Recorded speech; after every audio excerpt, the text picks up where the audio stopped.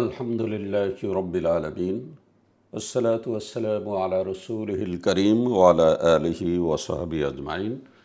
সুপ্রিয় দর্শক শ্রোতা মণ্ডলী, আজকের ছোট্ট একটি সূরা নিয়ে আপনাদের সামনে আলোচনা করব। পবিত্র কোরআনের 30 পারা এর মধ্যে সর্বকনিষ্ঠ যে সূরাটি নাম ইখলাস। ইখলাস নিয়ে আমরা আজকের আলোচনা করব। এই সূরাটি মক্কায় অবতীর্ণ হয়েছে।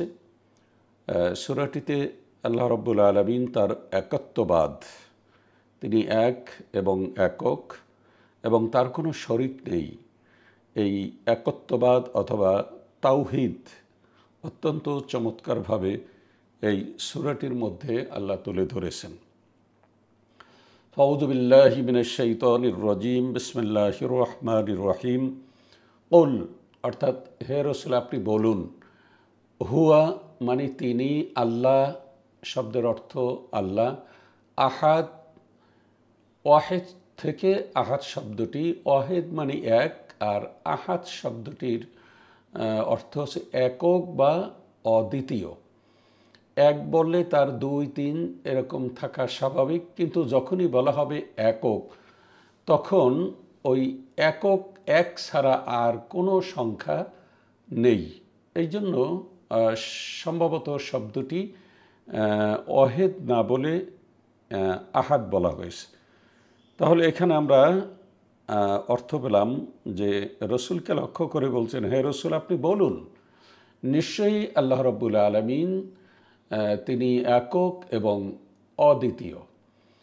আল্লাহ অর্থাৎ আল্লাহ হুস-সামাদ, অমুখাফেকি, তিনি কারো মুখাফেকি নন।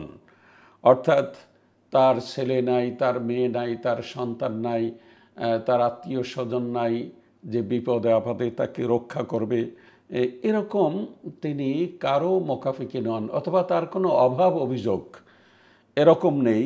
তার টাকা পয়সা দরকার আছে, তিনি মাঝে মধ্যে বিপদে পড়েন আর সেই অন্যের কাছে সাহায্য চান, এমনটি নয়। এই জন্য আল্লাহ বলছেন আল্লাহ হুস-সামাদ, তিনি কারো মুখাফেকি নন, সকলেই তার মুখাফেকি, কিন্তু তিনি কারো মুখাফেকি নন। এরপরে আল্লাহ রাব্বুল আলামিন বলছেন লাম ইয়ালিদ ওয়া লাম ইউলাদ। লাম মানে নাই, ইয়ালিদ অর্থাৎ তার কোনো জন্মদাতা নাই, অর্থাৎ তার পিতা মাতা এরকম আত্মীয় স্বজন কেউ নেই, তিনি কাউকে জন্ম দেন নাই।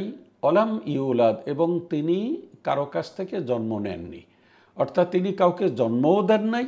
স্বাভাবিকভাবে আমরা যেভাবে জন্মগ্রহণ করি বা পৃথিবীর অন্য অন্য জীবজন্তু যেভাবে জন্মগ্রহণ করে, এরকম কারো কাছ থেকে তিনি জন্মগ্রহণ করেন নাই, অথবা তিনি কাউকে জন্ম দেন নাই। তিনি সৃষ্টি করেছেন, তিনি যখন যা ইচ্ছা করেন তখনই সেটা হয়ে যায়। তিনি শুধু বলেন কুল আর সাথে সাথে সেটা হয়ে যায়।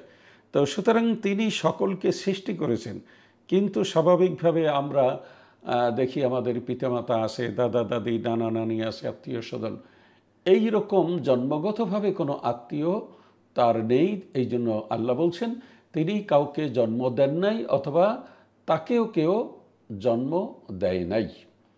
ওলাম ইয়াকুল্লাহু, অলাম নেই, ইয়াকুন এবং লাহু তার, কুফুঅন সমকক্ষ, আহাদুন কেউ, অর্থাৎ তার সমকক্ষ আসমান জমিন কোথাও তার সমকক্ষ কেউ নেই।